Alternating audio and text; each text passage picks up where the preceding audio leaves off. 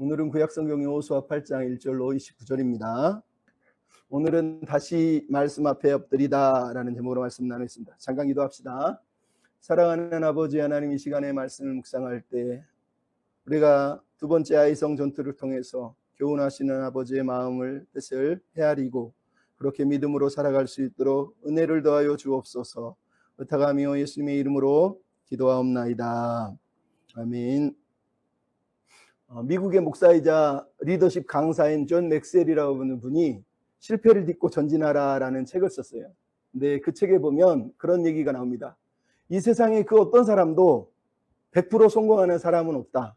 누구나 다 실패, 좌절, 절망, 패배, 넘어짐 이런 것들을 다 경험한다는 거예요. 근데 성공하는 사람과 보통 사람들의 차이점이 있다는 거예요. 그 차이점은 실패라는 거예요. 보통 사람들은 실패를 그냥 실패하고 넘어지지만 성공하는 사람들은 항상 그 실패를 통해서 무언가를 배운다는 거예요. 그것이 성공하는 사람들이 가지고 있는 특징이라는 거죠. 절대로 실패를 그냥 실패로 넘기지 않는다라는 거죠. 미국의 16대 대통령이고 모든 사람들이 존경했던 에이브러함 링컨에게 어떤 사람이 찾아와서 물었습니다. 대통령님은 모든 사람들이 존경하는 사람이고 또 대통령이 되기까지의 성공한 삶을 살고 있는데 그 비결이 무엇입니까? 라고 물었습니다. 그런데 에이브러함 링컨은 단 1초도 망설이지 않고 실패입니다. 이렇게 얘기를 했다는 거예요. 우리가 알지만 미국에서 가장 실패를 많이 한 사람은 링컨입니다. 정치적으로도 12번 낙선을 했을 뿐만 아니라 대통령이 되기까지 큰 일을 27번이나 연달아서 계속 실패했던 사람이 바로 링컨 대통령인 거예요. 하지만 이 사람은 실패를 그냥 실패로 받아들이지 않고 그 실패를 통해서 그 실패가 자기를 만들었다라고 이렇게 고백을 하고 있는 거죠. 엊그저께 옥탑방의 문제 아들이라고 KBS 예능 프로그램에 코미디언이었고 작가였던 고명한이라고 하는 사람이 나와서 지금은 작가로 살고 있는 자기 이야기를 들려주는데 뭐라 그러냐면 코미디언으로 잘 나가다가 자기 매니저가 어느 날 190km의 차를 운전하면서 졸았다는 거예요. 그러다가 트럭하고 부딪혀가지고 거의 죽을 지경에 이르기까지 큰 사고를 당했다는 거죠. 다 죽었다 그랬는데 간신히 살아났다는 거예요. 뿐만 아니라 그 이후로도 계속해서 사업에 실패하면서 여러 번의 사업의 실패를 경험했다는 거예요. 근데 이 사람이 이 실패를 통해서 그 실패가 자기에게 엄청나게 유익이 됐다는 거예요. 그 실패하는 그 순간을 통해서 자기가 마음을 다잡고 책을 읽고 독서를 하면서 자기 인생의 문제가 무엇인지 앞으로 어떻게 할지를 계속 고민했다는 거예요. 결국은 실패가 자기의 자산이 됐고 실패의 그 경험이 자기를 더 나은 사람으로 만들어줬다. 이렇게 얘기하는 걸 엊그저께 TV를 통해서 제가 봤어요. 여러분, 우리는 다 연약한 죄인이에요. 누구나 실패할 수 있고 넘어질 수 있고 누구나 고난 가운데 피하지 못하고 다 고난을 당할 수밖에 없어요. 성경은 그래서 우리에게 뭐라 그럽니까? 항상 우리가 고난이 다가온다는 걸 기억하고 대비하고 살라 이렇게 얘기하는 거예요. 그러니까 실패든 뭐 고난이든 패배든 넘어짐이든 우리는 그것을 통해서 더 나은 사람이 될 수 있도록 뭔가를 배워야 돼요. 그 자리에서. 우리가 아는 시편 119편 71절이 뭐라 그럽니까? 고난당함이 내게 유익이라. 이로 말미암아 내가 주의 율례를 배웠나이다. 하나님의 백성은 실패를 그냥 실패로 받아들이지 않고 고난을 고난으로 넘기지 않고 거기에서 뭔가를 배운다는 거예요. 우리가 지난주에 봤던 7장의 아이성 패배 이야기를 우리가 패배라 부르든 실패라 부르든 중요한 것은 이스라엘 백성들은 첫 번째 아이성 전투에서 패배하고 아간이 심판받는 장면들을 보면서 죄가 하나님과의 관계를 얼마나 심각하게 깨뜨릴 수 있는지 그 죄의 심각성과 파괴성을 그 자리에서 철저하게 느끼도록 하나님이 훈련을 시키셨어요. 하나님이 아이성 패배 전투를 통해서 언약관계, 하나님과 관계가 얼마나 중요한지 그리고 죄가 얼마나 심각한 심판을 불러오는지를 가르치셨고 그것을 깨닫게 하심으로 이제 이스라엘 백성들이 다시 한번 하나님과의 관계를 회복할 수 있는 길을 지난주에 열어놓았던 걸 우리가 살펴보았습니다. 그리고 이제 오늘은 두 번째 아이성 전투 이야기가 시작되고 있습니다. 근데 이 아이성 전투 이야기를 우리가 읽었는데 가만히 읽어보니까 여리고 전투와 동일한 구조와 반복을 하고 있다는 걸 알 수 있어요. 첫째는 여리고 전투에서도 하나님이 명령을 하시고 오늘 본문도 하나님이 전쟁 전에 명령을 하세요. 두 번째는 여리고 성을 도는 준비 기간을 여호수아가 하나님의 명령을 따라 하더라고 오늘 본문은 매복하는 준비를 여호수아가 백성들에게 전달을 해요. 그리고 세 번째는 백성들이 그 명령을 따라 수행을 하고 여리고 성을 돌고 그리고 오늘 본문은 백성들이 명령을 따라 매복을 하고 그리고 마지막으로 여리고를 하나님 명령대로 해서 소리질러서 여리고 성이 무너진 것처럼 오늘 본문도 하나님의 계획과 작전을 따라 모든 걸 수행하고 아이성이 폐허가 되고 무너져 있는 것을 성경이 우리에게 그대로 들려주고 있다는 거죠. 그럼에도 불구하고 아이성 전투는 유일하게 성경에서 두 번 치른 전투예요. 단 한 번으로 끝나지 못했다는 거죠. 또 하나는 여호수아에서 보면 가나안 정복 전쟁에서 가장 세세하게 세밀하게 작전을 노출해서 우리에게 들려주고 있는 전투가 바로 이 아이성 전투예요. 그러니까 여리고 전투는 분명히 전략이라고 내놓았지만 사실은 비군사적인 그냥 성을 침묵하면서 언약궤를 따라 도는 거였다면 오늘 본문의 아이성 전투는 모든 병력을 다 동원을 해서 매복 작전을 펼치면서 치밀한 군사 작전을 통해서 치른 전투였다는 걸 알 수 있어요. 즉 여리고 전투와 아이성 전투의 차이점은 아이성 전투에서는 군사적인 행동이 부각되고 있다는 거예요. 왜 군사적인 행동을 이렇게 강조할까요?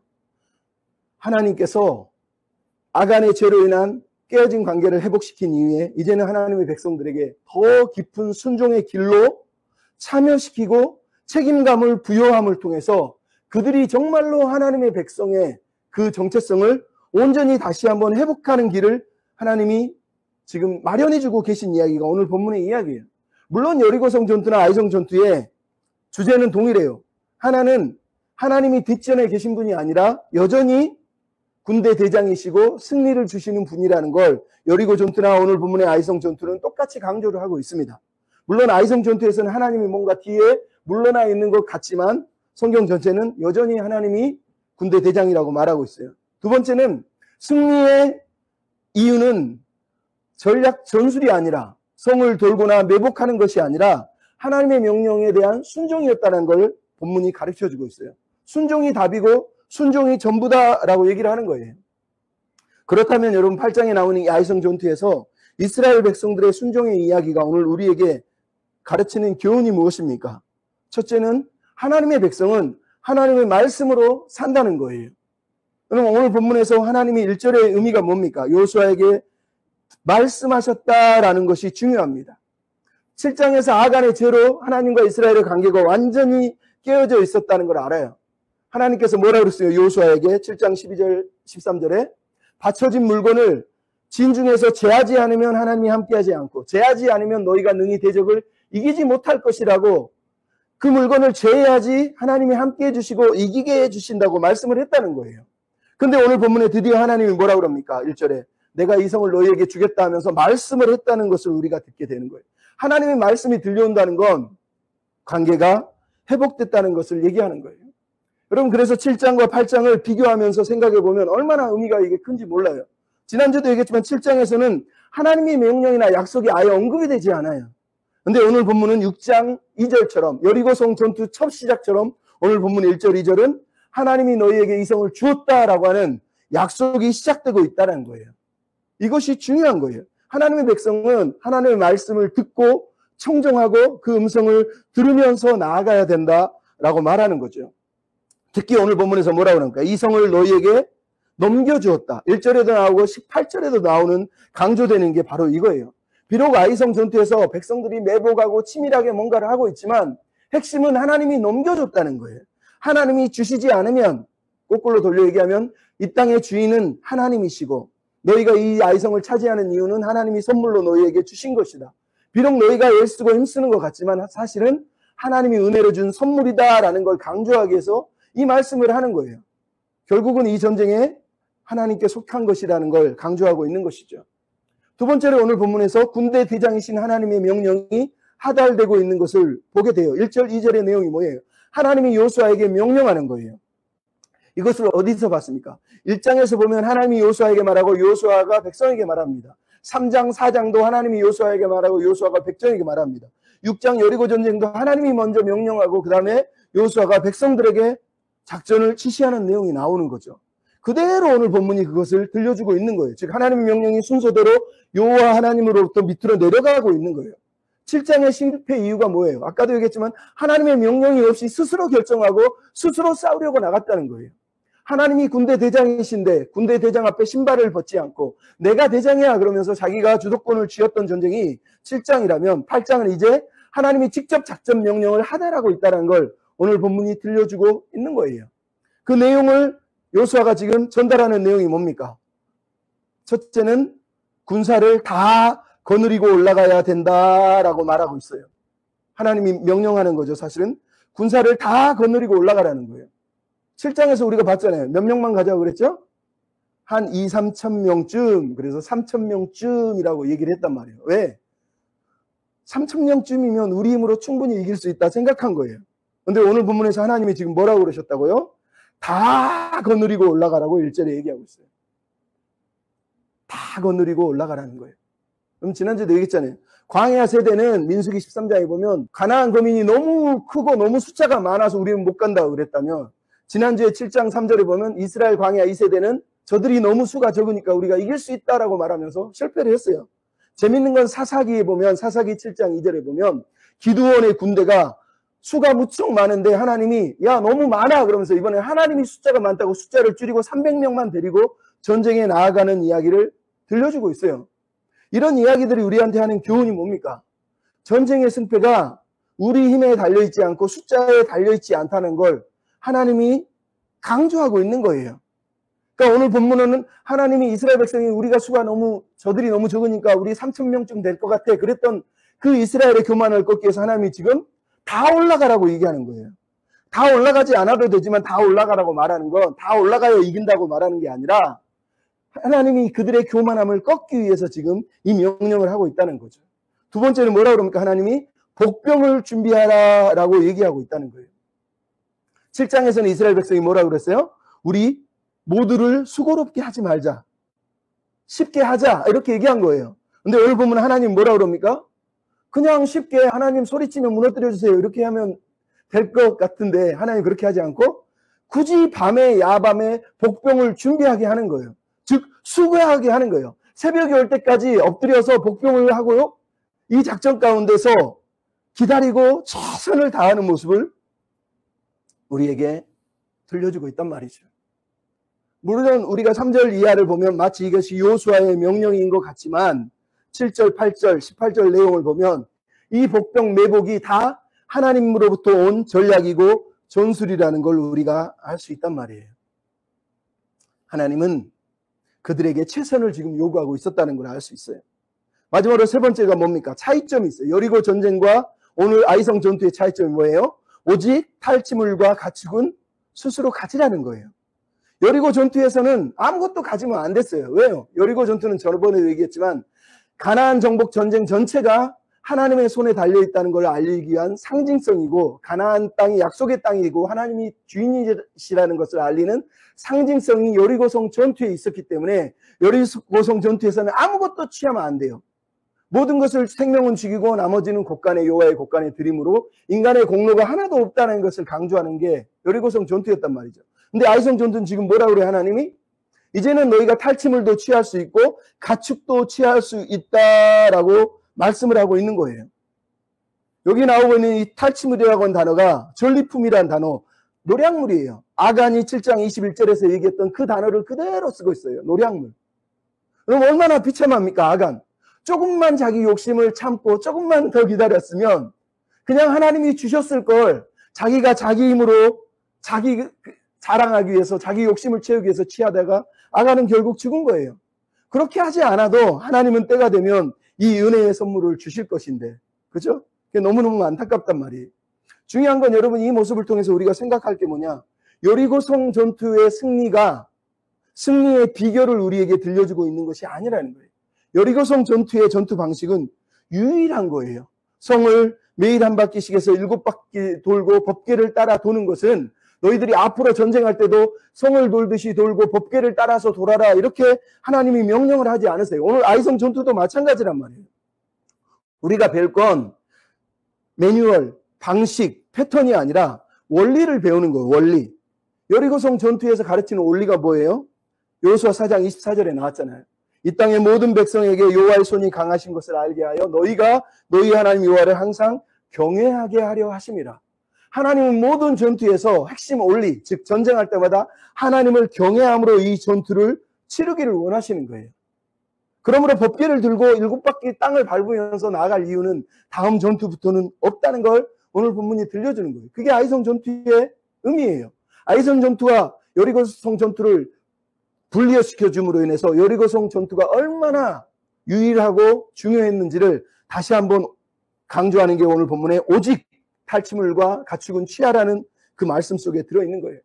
근데 여러분, 우리가 성경을 이런 걸 잘못 이해하니까 나중에 실패하는 거예요. 사무엘하 4장에 보면 뭐가 나와요? 이스라엘 백성이 블레셋과 싸우는데 법궤를 앞에 들고 세우고 전쟁하러 나가다가 패배를 해요.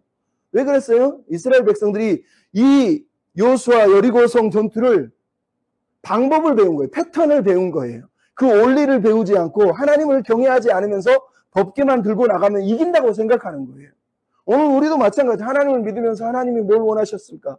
하나님을 경외하는 걸 원하는 거예요. 근데 우리는 하나님을 경외하지 않으면서 하나님 어려우니까 금식하고 어려우니까 기도하고 어려우니까 헌금하고 어려우니까 40일 기도하면서 도와주세요, 도와주세요. 정말로 기도의 방법을 패턴을 배우려고 하는 사람들이 너무 많다는 거예요. 성경은 패턴을 가르치지 않고 영적인 원리를 가르쳐주는 거예요. 마지막으로 세 번째가 뭡니까? 하나님이 리더를 다시 일으켜 세우고 있다는 걸 알 수 있어요. 여러분, 오늘 본문에서 하나님이 여호수아에게 뭐라고 그럽니까? 두려워하지 말고 놀라지 말라라고 1절에 말씀을 하고 있어요. 이 말씀이 어디 나오는 거예요? 여호수아에서는 1장 9절에 보면 하나님이 여호수아에게 하시는 말씀이에요.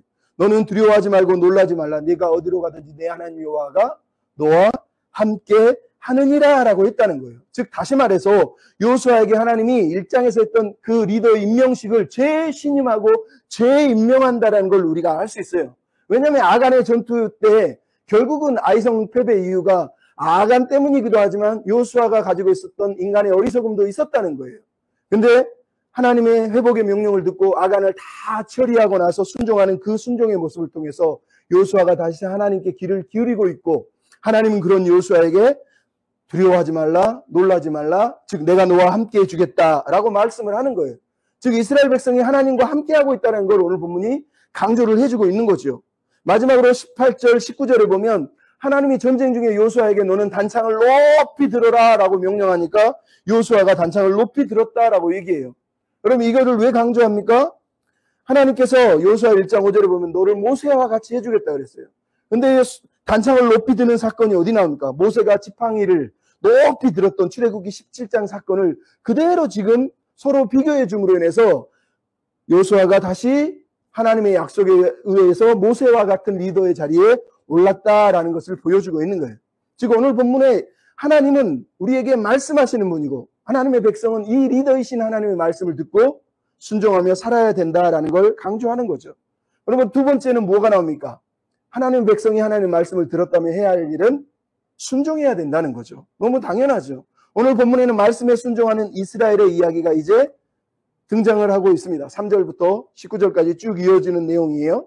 근데 여러분, 8장의 아이성 전투와 6장의 여리고 전투는 전쟁의 양상이 다르지만 진행 구조나 내용이 비슷하다고 제가 말씀을 드렸어요. 왜? 하나님이 약속하시고 준비하는 과정이 있고 그리고 실행하는 과정이 있다면 오늘 본문도 똑같이 준비하는 과정이 있어요.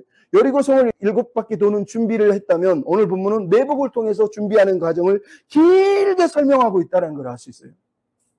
이것이 무엇을 의미하는지를 우리가 이제 살피려고 하는데, 먼저 하나님의 말씀을 드린 순종하는 리더 여호수아를 잠깐 봐야 됩니다. 3절에 보면 여호수아가 하나님 말씀을 듣자마자 바로 복병을 준비하고 있다는 걸 알 수 있어요. 즉 하나님의 말씀에 즉각적으로 여호수아가 순종하고 있어요. 1장에서도 그랬고 6장에서도 그랬던 것처럼 여호수아가 순종하는 리더로서 다시 회복됐다는 걸 알 수 있어요. 복병을 배치하는 얘기가 이제 3절부터 시작해서 등장을 하고 있습니다. 근데 오늘 본문에서 흥미로운 게 있어요. 3만 명을 준비했고 12절은 5천 명을 또 준비했다라고 이렇게 우리가 보기에는 3만 명과 5천 명이 따로따로 분리되어 있는 것처럼 느껴요. 근데 더 중요한 건 아이성의 전체 인구가 8장 25절에 보면 2만 3,000명이었대요. 이게 무슨 말이에요? 이전에 정탐꾼들이 얼마나 오만했는지, 그리고 잘못된 판단력과 정보력을 가지고 있었는지를 그 오만함을 그대로 보여주는 거예요. 근데 여러분 12,000명이 아이까지 다 합친 숫자면 군대는 12,000명이 아닐 거 아니에요. 많아야 한 6, 7,000명 됐을 거라는 거예요. 근데 하나님은 지금 몇 명을 준비한 거예요? 사실은 군사만 3만 명이라는 거예요. 이렇게 많이 가도 되는 거예요? 너무 과한 거 아니에요? 그럼 왜 이렇게 많이 가라고 그러는 거예요? 결국은 핵심은 아까도 앞에도 설명했잖아요. 전쟁이 숫자에 달린 것이 아니라 순종에 달려있다는 걸 강조하려는 거예요. 이스라엘 백성이 3천만 얘기했는데 하나님은 3만을 얘기함으로써 10배를 풀려놓으신 이유가 뭐예요? 아무리 숫자가 많아도 자신들의 힘을 과시하지 말고 하나님께 순종하여서 매복하게 하시려는 하나님의 마음이에요. 3,000명이요 적고 다 올라가겠다 이걸 강조하려는 것이 아니라 모두가 겸손히 하나님이 주시는 이 승리에 참여하고 동참하고 은혜로 이것을 경험하게 하시려고 하나님이 지금 다 올라가라 그러면서 3만 명이나 되는 군사를 보냈다라는 걸 여러분이 기억할 필요가 있단 말이에요. 그런데 이 말씀을 요수아가 백성들에게 그대로 8절에 보면 전하고 있어요. 여호와의 말씀대로 너희는 행하라 라고 강조하잖아요. 즉 요수아는 지금 자기가 하고 싶은 말을 막 하는 게 아니라 하나님의 말씀을 들은 그대로 전달하고 있는 정말로 말씀의 사람으로 다시 회복되어 있다는 걸 알 수 있단 말이죠. 근데 흥미롭게도 요수아의 사려 깊은 순종의 내용이 오늘 본문에 등장을 해요. 가만히 보십시오. 요수아가 지금 이게 하나님의 뜻이야 그러면서 막 백성들 보고 니네들 왜 순종 안 해? 그러면서 몰아붙이고 있나요? 아니요. 오늘 본문 9절에 보면 뭐라고 그럽니까? 백성들 가운데서 요수아가 함께 잤대요. 여기서 말하는 백성은 군대를 말하는 거예요. 그냥 일반 백성이 아니라 즉 진을 치고 있는 그 진 가운데 요수아가 잠을 자고 있다는 얘기를 하는 거예요. 혼자 멀리 떨어져서 명령하는 게 아니라 함께 전투에 참여하고 있다는 거예요. 10절은 뭐라고 그럽니까? 요수아가 아침에 일찍이 일어났다라고 말하고 있습니다. 즉 정말로 성실하게 준비하고 있다는 걸 알 수 있어요. 근데 더 놀라운 게 13절이에요. 뭐라고 그럽니까? 요수아가 그 밤에 골짜기 가운데에 들어갔다는 거예요. 전쟁이 일어나기 바로 전인데 요수아가 밤에 골짜기로 들어갔대요. 왜요? 그래서 어떤 학자들은 요수아만 들어간 게 아니라 요수아가 야음을 타서 군대를 이끌고 골짜기 가운데로 전쟁을 준비하러 들어갔다 이렇게 해석하는 사람이 있지만 72년이나 시리아 역본이라고 하는 성경 번역본들은 그렇게 해석하지 않고 요수아가 밤에 홀로 그 골짜기에 들어가서 동태를 살피고 전쟁을 준비하고 기도하고 묵상하고 있었다 이렇게 해석을 합니다. 왜냐하면 7장에서는 3,000명만 보내고 뒷짐지고 있었던 요수아잖아요. 근데 오늘 본문에서는 군대를 다 준비하고 복병을 다 준비하고 또 골짜기 가운데로 들어가서 전세와 상황을 살피고 묵상하고 있는 마지막 결전 앞에 기도하고 있는 모습을 보는 거예요. 마치 예수님께서 마지막 결전 십자가의 죽음 앞에 마지막 결전을 앞두고 겟세마네 동산에 가셔서 기도하는 것처럼 지금 요수아도 그렇게 준비하고 있는 것을 우리가 지금 보고 있단 말이죠. 또 요수아의 특징이 뭐예요? 전투 중인데 18절에 하나님이 말씀하세요. 너는 단창을 높이 들어라 그랬더니 요수아가 그 손에 잡은 단창을 들어 성읍을 가리키니 라고 하나님의 명령에 그대로 순종하고 있어요. 즉 무슨 말이에요? 사람이 일하고 바쁘면 하나님 음성 안 듣거든요. 준비할 때는 들어요. 근데 막장 사역할 때는 일할 때는 하나님의 음성에 예민하지 않아요. 왜? 나는 지금 하나님의 일을 하고 있는 거거든요. 그래서 하나님의 음성에 귀를 기울이지 않는 거예요. 근데 요수아는 지금 막 전투가 벌어져 있고 사람들이 막 추격하고 쫓아오고 이 가운데 맨 앞에 서서 단창을 들고 싸우고 있는 요수아가 하나님의 음성을 그대로 그 자리에서 듣고 하나님의 음성을 따라 단창을 높이 들었다라고 얘기하는 거예요. 근데 그냥 높이 들었습니까? 오늘 26절에 보면 요수아가 그 단창을 전쟁이 끝날 때까지 거두지 않았다는 거예요. 무슨 말입니까? 끝까지 그 창을 들고 하나님의 명령에 순종하고 있는 이 전쟁이 하나님의 전쟁이라는 걸 선언하면서 끝까지 손을 거두지 않았다는 거예요. 여러분 이게 어디서 나와요? 출애굽기 17장에 보면 모세가 이스라엘이 아말렉과 전쟁할 때 두 손을 높이 들어요. 근데 손이 내려오니까 아론과 홀이 옆에서 잡아줘요. 그래서 모세가 전쟁이 끝날 때까지 해가 지도록 그 손이 내려오지 않았다라고 얘기하는 장면이 있어요. 오늘 본문이 바로 이 얘기를 하는 거예요. 모세처럼 요수아도 이번에는 누가 잡아주는 게 아니라 정말로 하나님께 헌신해서 단창을 높이 들었다라는 얘기를 하는 거예요. 즉 여호수아가 리더로서 보여지고 있는 이 리더십이 얼마나 신실하게 하나님의 명령에 철저하게 헌신하면서 순종하고 있는지를 우리에게 들려주는 거예요. 이 단창의 의미는 당연히 자신의 손에 전쟁이 달렸다는 게 아니라 자신에게 손을 들게 하신 하나님께 이 전쟁이 달렸다는 걸 선언하는 게 바로 이 목적이긴 하지만, 자, 두 번째, 그러면 이스라엘 백성들은 어떻습니까? 오늘 본문의 이스라엘 백성들의 순종하는 모습을 보십시오. 4절부터 8절은 여리고성 전투에서 7바퀴를 돌기 위해서 준비하는 것처럼 여호수아가 백성들에게 복병을 준비하는 내용을 길게 설명을 하고 있어요. 근데 9절부터 19절은 또 여리고성 전투의 준비 과정이 끝나고 이스라엘 백성들이 여리고를 7바퀴 도는 장면을 들려주시지, 오늘 본문은 복병을 어떻게 했고 전쟁을 어떻게 수행했는지 그 계획과 준비 과정을 그대로 한 번 더 그들이 실천했다고 말하는 거예요. 그러니까 4절부터 9절은 여호수아가 작전을 세우고 백성들에게 자세히 하다를 했어요. 너는 복병을 준비해라. 우리가 군사들 가서 앞에서 유인해서 도망가면 너희들이 복병이 들어와서 성읍을 정격하고 불을 질러라. 이 5가지 명령을 내린다면 9절부터 19절은 정확하게 이 5가지 명령을 따라서 복병을 하고 여호수아가 유인을 하면 그들이 쳐들어가서 성을 점령하고 그리고 성을 불살랐다라고 정확하게 우리에게 들려주고 있는 거예요. 여러분, 근데 중요한 건 제가 여리고성 전투에도 얘기했지만 왜 그냥 전쟁을 해서 매복해서 이겼어 이러고 끝날 내용을 왜 굳이 반복을 하냐는 거. 준비 과정도 길게 준비하고 준비를 실행한 내용도 길게 얘기하고 있는 거예요. 여리고성 전투처럼 오늘 본문도 길게 그냥 들려주고 있는 거예요. 왜 그러는 거예요? 우리는 반복을 싫어하지만 성경은 이게 너무 중요하다는 거예요. 핵심은 뭐예요? 그들이 여호와의 명령에 철저하게 순종했다는 거예요. 하나님의 명령을 따라서 여호수아가 하다란 그 명령과 계획을 이스라엘 백성들이 철저히 신뢰하고 그대로 순종했다는 걸 알 수 있어요. 그래서 14절에 정한 때에 정해주신 하나님의 계획을 따라 이 전쟁이 진행됐고 이스라엘 백성들이 결국은 승리했다라는 것을 보여주는 거예요. 그래서 27절 8절의 결론이 뭐예요? 27절에 여호와의 명령대로, 여호와께서 여호수아에게 명령한 대로 이스라엘이 그 모든 것을 다 했다라고 오늘 본문이 우리에게 들려주는 겁니다. 즉 이 전쟁은 이미 8절에서 얘기한 것처럼 너는 여호와의 말씀대로 행하라 그랬더니 27절에 보니까 이스라엘 백성들이 여호와의 명령 말씀대로 그대로 다 행했다라는 것을 우리에게 그대로 들려주고 있단 말이죠. 즉 이스라엘 백성들은 철저하게 하나님의 말씀, 하나님의 명령에 순종한 백성이었다는 걸 우리한테 들려주는 거예요. 근데 여러분, 재밌는 것이 뭐예요? 복병이에요. 왜 복병이 중요하죠? 오늘 본문에 보면 복병을 앞에 3절은 3만 명이라고 말하는 것 같은데 12절을 보면 5천 명이라고 얘기를 하고 있어요. 그래서 어떤 사람은 복병을 3만 명 플러스 5천 명이다 이렇게 해석하는 사람도 있어요. 근데 성경을 자세히 읽어보면 그게 아니라는 걸 알 수 있어요. 왜? 3절을 가만히 보면 뭐라고 그랬어요? 여호수아가 일어나서 군사와 함께 아이로 올라가려 하여 용사를 3만 명을 뽑은 거예요. 그리고 복병을 시킨 거예요. 근데 10절부터는 그 과정을 다시 한번 설명하는 거예요. 여호수아가 아침에 일찍 일어나서 군사들을 다 불러 모으고 올라가는데 그 3만 명 중에 5천 명을 뽑아서 아이 서쪽에 복병, 매복을 시킨 거란 말이에요.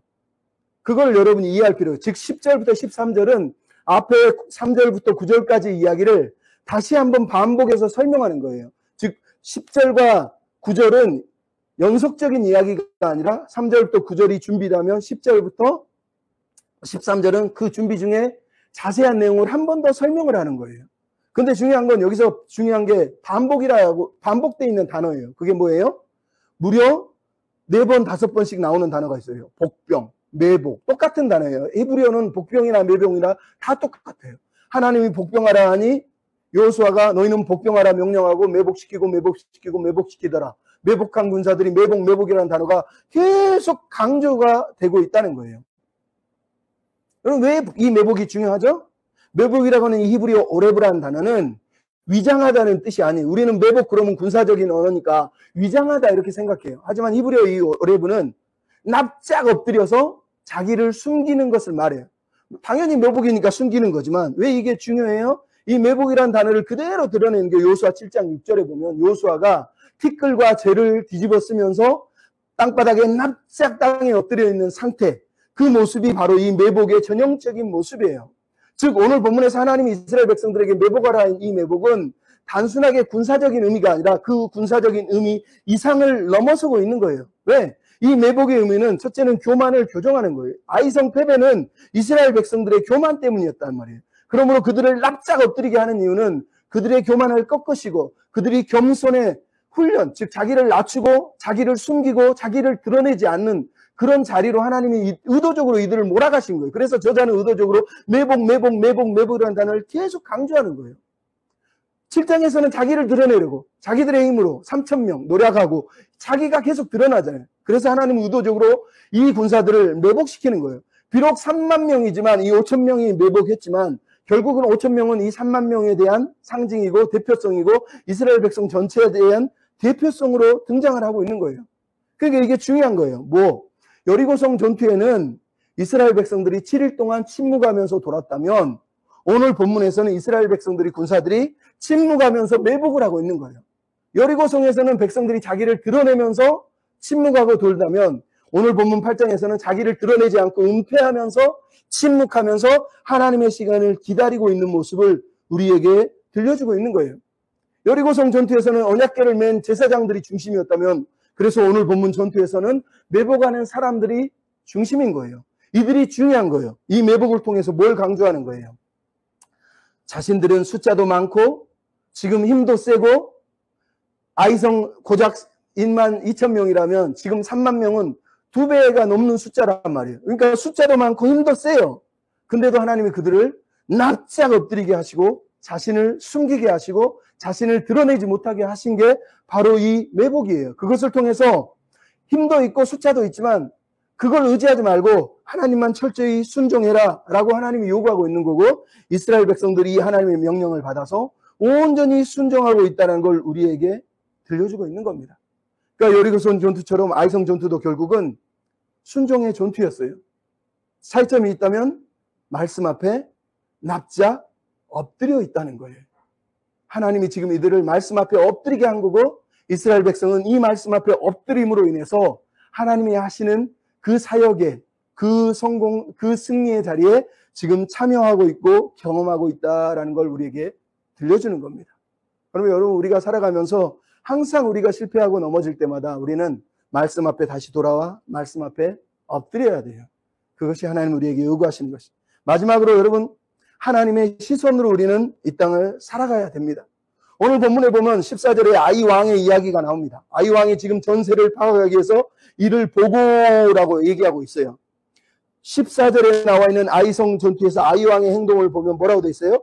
보고 일찍 일어나서 급히 나아가니라. 이 네 단어가 바로바로 다다다닥 나오고 있어요. 이게 무슨 말이에요? 아이 왕이 전세를 파악하고 자기의 시선으로 모든 것을 파악한 다음에 계획하고 전쟁을 하고 나가고 있다는 걸 들려주는 거예요. 근데 14절 끝에 뭐라고 그래요?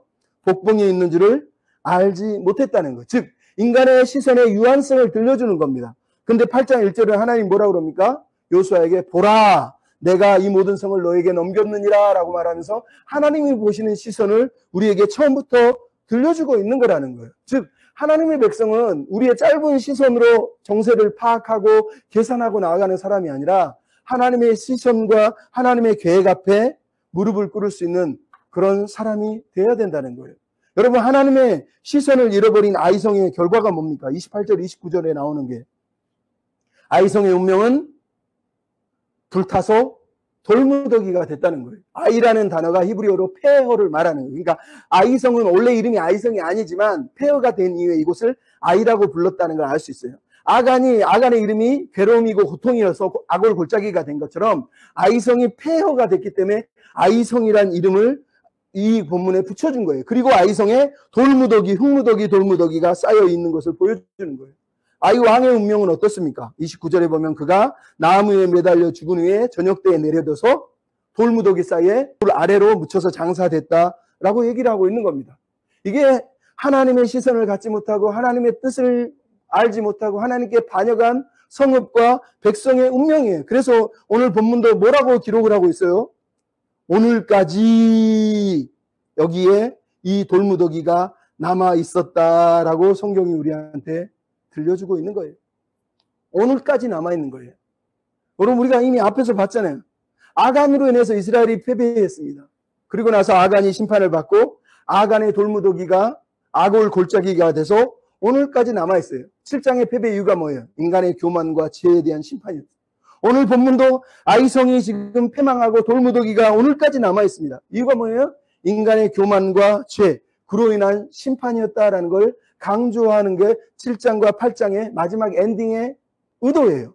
여러분, 오늘 본문에서 재미있는 게 뭐예요? 아이 왕의 이야기가 강조되고 있다는 거예요. 여리고성 전투에서 여리고 왕이 뭔가 막 적극적으로 행하는 게 나오나요? 없어요. 그냥 하나님이 여리고성과 여리고 왕을 너한테 넘겨줄게 6장 2절에 그렇게 언급하고 끝나요. 근데 오늘 본문 14절부터 등장하는 아이 왕이 3번 이상 반복되는 이유가 뭐예요? 1절, 14절, 23절, 29절. 그건 바로 아이 왕이 14절에 나오는 것처럼 의도적으로 하나님께 반항하고 대적하고 있는 존재라는 걸 우리에게 들려주는 겁니다. 즉 하나님을 대적하고 하나님을 적으로 삼는 자의 마지막 운명을 이 아이 왕을 통해서 들려주는 거예요. 아이 왕은 라합처럼 다른 선택을 할 수 있었지만 의도적으로 하나님을 대적하고 하나님을 향해서 반역하고 공격했던 대적으로 등장을 하고 있는 거예요. 하늘의 통치자고 약속의 땅의 주인인 하나님을 대적하고 맞선 이 사람들의 운명이 어떠할지를 이 아이 왕을 통해서 우리에게 들려주는 거예요. 그래서 여러분, 여호수아 10장 25절부터 27절에 나오는 내용이 뭔지 아세요? 여호수아가 아모리 왕 5명을 잡아서 나무 위에 매달아 해질 때까지 매달고 저녁 때가 되니 그들을 나무에서 내린 다음에 그들을 돌 동굴 속에 집어넣었다라고 얘기하고 있는 거예요. 그러니까 그들은 아이 왕처럼 똑같은 운명에 처한 거예요. 어떤 운명? 하나님을 대적하고 하나님의 뜻을 거역하다가 결국은 폐허가 되고 결국은 고통 가운데 심판받아 돌무더기 속에 묻혀서 죽었다라는 걸 들려주는 겁니다. 그러니까 7장과 8장은 똑같은 말을 하는 거예요. 하나님의 뜻, 하나님의 계획을, 하나님의 시선을 거절하고 대적하는 사람들은 동일하게 똑같은 운명에 처할 것이다 라는 걸 얘기하는 거예요. 근데 여러분, 이제 정리하면 나무에 매단 저주받은 이 시체, 저녁에 이 시체를 왜 내릴까요? 그냥 나무에 계속 매달면 안 되나요? 신명기 21장 23절에 이렇게 써 있어요. 그 시체를 나무 위에 밤새도록 두지 말고 그날에 장사하여 내 하나님 여호와께서 내게 기업으로 주시는 땅을 더럽히지 말라. 나무 위에 달린 자는 하나님께 저주를 받았습니다. 무슨 말인지 아시겠어요? 하나님의 약속의 땅에 시체를 저녁이 넘도록 걸어두는 건 그 땅을 더럽히고 전염시키는 거라는 거예요. 그래서 하나님이 저녁이 되면 그 시체를 내려서 장사 지내라고 했다는 거예요. 결국 여러분, 이 심판의 돌무더기와 나무에 잘린 저주받은 이 사람의 이야기가 뭘 얘기하는 거예요? 우리 모두는 아간처럼 고통과 괴로움 가운데 죽을 수밖에 없는 돌무더기에 묻힐 존재들이었다는 걸 잊지 말라는 거예요. 또 하나는 아이성 주민들과 아이 왕처럼 우리 모두가 하나님을 대적하던 죄인들이었고 우리 모두가 결국은 나무에 달려서 저주받아 죽어야 마땅한 죄인이었다는 걸 여러분 우리가 기억해야 된다는 거예요. 왜 기억해야 되죠? 그래야지 나무에 달리신 왕 예수 그리스도를 우리가 다시 기억하고 감사할 수 있기 때문이란 말이죠. 여러분, 갈라디아서 3장 13절이 뭐라고 그럽니까? 갈라디아서 3장 13절. 그리스도께서 우리를 위하여 저주받은 바 되사 율법의 저주에서 우리를 속량하셨으니 기록된 바 나무에 달린 자마다 저주 아래 있는 자라 하였습니다. 이는 그리스도 예수 안에서 아브라함의 복이 이방인에게 미치고 또 우리로 하여금 믿음으로 말미암아 성령의 약속을 받게 하려 하십니다. 여러분, 여호수아서에 나오는 나무에 달린 사람들은 모두 장차 우리 대신 우리가 받을 저주를 대신 받으실 예수님을 보여주고 있는 거예요. 실제로 예수님은 나무에 달리셔서 우리의 모든 죄, 우리의 반역, 우리의 거역, 우리의 아간과 같고 아이 같고 아이성 같고 왕 같았던 우리를 위해 대신 죽으신 분이라는 걸 기억하고 그 은혜에 우리가 감사해야 된다고 말씀하기 위해서 이 말씀이 기록되어 있는 이유예요.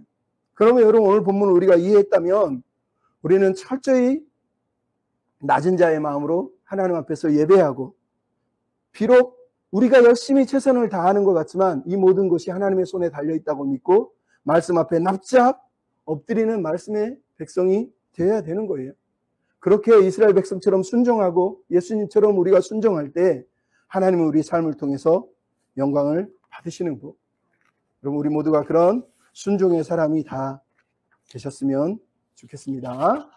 우리 말씀을 생각하면서 정말로 우리는 하나님의 말씀을 듣고 살아가고 있고 또 그 말씀에 순종하고 살아가고 있는지, 하나님의 시선 앞에 우리가 머물러서 나무에 달리신 예수 그리스도를 생각하며 감사하며 사는지 여러분이 묵상하면서 믿음의 한 사람, 순종의 한 사람이 됐으면 좋겠습니다. 말씀 앞에서 경배함으로 주께 홀로 섭니다. 생명의 말씀 읽고 순종해 주를 예배합니다. 기록된 말씀 힘이 있어서 진리로 우리 거룩해 하며 거룩한 말씀 세세 영원히 복음이 되어 말씀하시네. 하나님 말씀을 두려워 떠는 자, 그 말씀에 생명을 거는 자, 한 사람 찾으시는 주님의 약속을 믿어 하나님 말씀에 생명을 거는 자, 순종하며 주 따라가는 자, 영원한 하나님 나라 이뤄갈 주의 교회 이뤄 하나님 말씀에 두려워 떠는 자, 그 말씀에 생명을 거는 자, 한 사람 찾으시는 주님의 약속을 믿어 하나님 말씀에 생명을 거는 자, 순종하며 주 따라가는 자, 영원한 하나님 나라 이뤄갈 주의 교회